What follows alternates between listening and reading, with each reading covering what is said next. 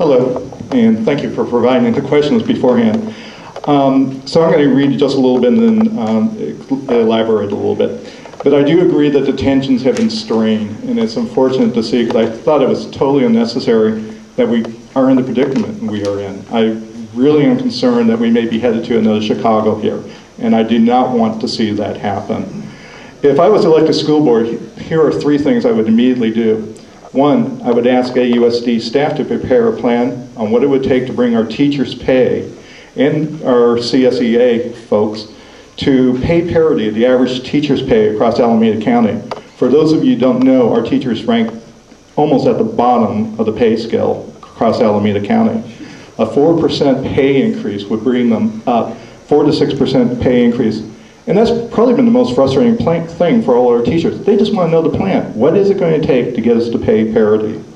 I would work to implement portions of AB5, and that's going to come up in another question, but I've been a big proponent of AB5 since March of last year when I met with Assemblyman Fuentes, whose bill this was. This is a new evaluation bill. It has 18 evaluations criteria for teachers. It was backed by CTA, and unfortunately, people like the LA Unified School District basically killed it in assembly this year, and I think that's a shame. These negotiations, and I'd like to bring the spirits of AB5 to negotiations through collective bargaining. And I would also work with AUSD staff to present there was a companion bill to AB5 that was going to go through where teachers at each site would be able to evaluate their principals. I believe that should be talked about in collective bargaining, that teachers can evaluate their principals, and there should be also a site level version of that where teachers, a teacher committee can evaluate the performance of the superintendent and their staff. Thank you. In part of my 33-year career working in the public sector, I spent 2 years as the personnel director for the Berkeley Unified School District. So as with some of the other technical areas of my experience, collective bargaining is a part of that. And just in looking at the circumstances that we have here in Alameda, it's pretty clear that those relationships could certainly be improved. It's really a function, I think, of trust and communication, and I would not be opposed at all if we actually had more contact between the board and the union in a workshop kind of a format. We've seen where instead of a formal meeting, the workshop is fairly informal, and people can talk and toss around ideas, and there's no judgment. It's just a discussion, and I think those would be an important way to sort of loosen up the communications channel and start to build some of the trust. And this is to try to avoid surprising one another. That's actually what across the board will always get the parties mad at each other. The other thing that I would advocate doing is possibly having each of the board members in a rotation, maybe every couple of weeks, twice a month. One of them would meet with the president of the union and just have a conversation. So that would mean that all 5 of us would have an opportunity at least once every 2.5 months to have that conversation, as long as we were not in negotiating, and we were not negotiating, because that's a different matter. That's covered by law. So I think I've covered it. Thank you very much. So trying to improve the relationship, it really is trying to create deep and honest communication, explaining the relative views and listening to understand. I think that's something that we continue to struggle with. We need to do this in a professional and respectful manner, both sides, and hopefully we can start issuing joint statements about our progress. I know that we have common goals, and I hope we can clear up any of the miscommunications and increase our understanding of all the needs and the desires which would lead to agreements. Regarding AA leadership, I met with the former president of the union about every 6 weeks. Unfortunately, the last 15 months, I haven't been able to do that with the current executive board. I did meet with one executive board member, and unfortunately, discussions about trying to create a meeting to have better understanding of our district financials. That was the issue that was on the table, wasn't met with agreement, nor trying to create further meetings. But I hope we can start getting back to where we can have honest communications. And by doing that, I hope we can really build an interest-based bargaining criteria or process so we can all move forward. Thank you.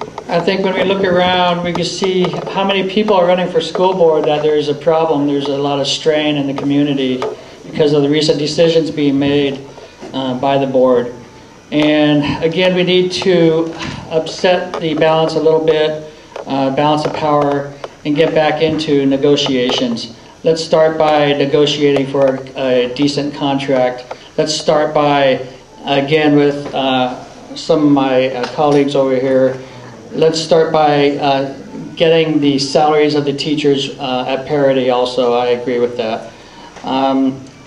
And regular meetings is essential. I mean, how do we know what the teachers are feeling if we don't go to some of these meetings? I was at one last night, for example, and the excitement is great there. Those are union members who are really bringing to the table the needs of the teachers, the needs of the students and the kids, the kids.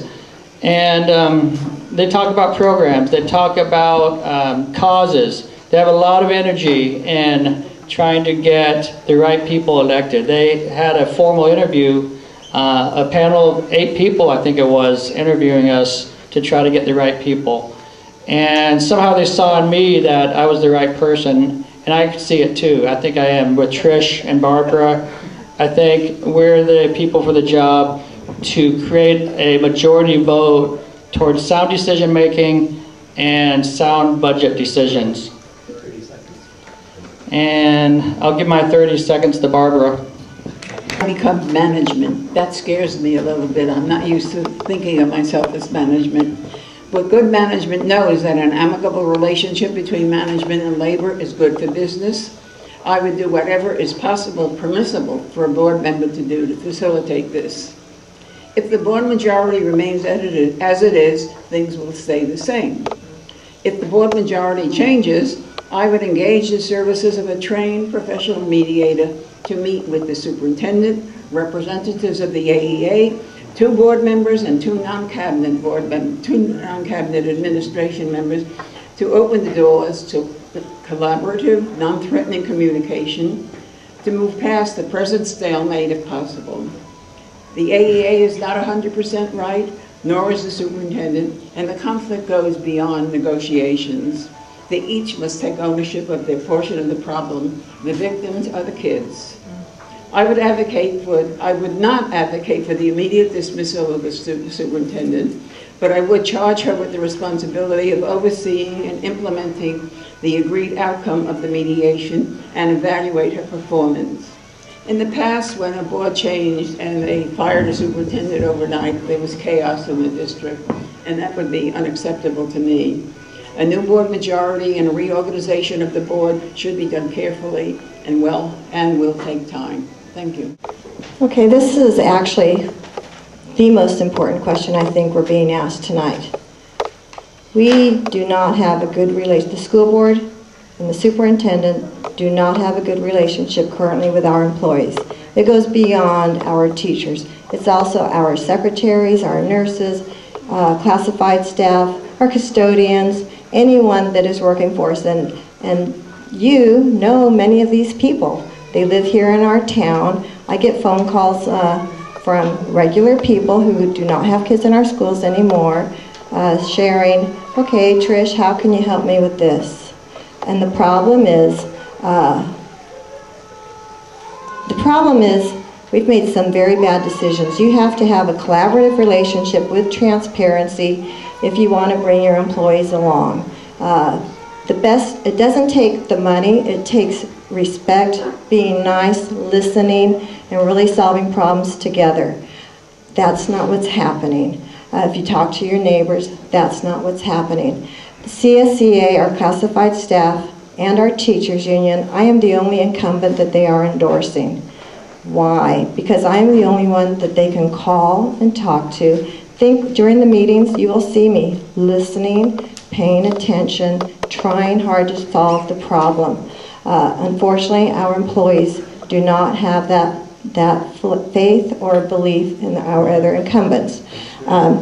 So moving forward, I will continue to do this. I voted no on the superintendent's raise, which happened 2 summers ago.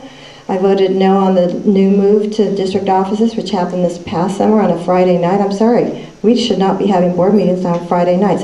We should not be making big controversial decisions in the summertime when our parents and our community members don't know what's going on.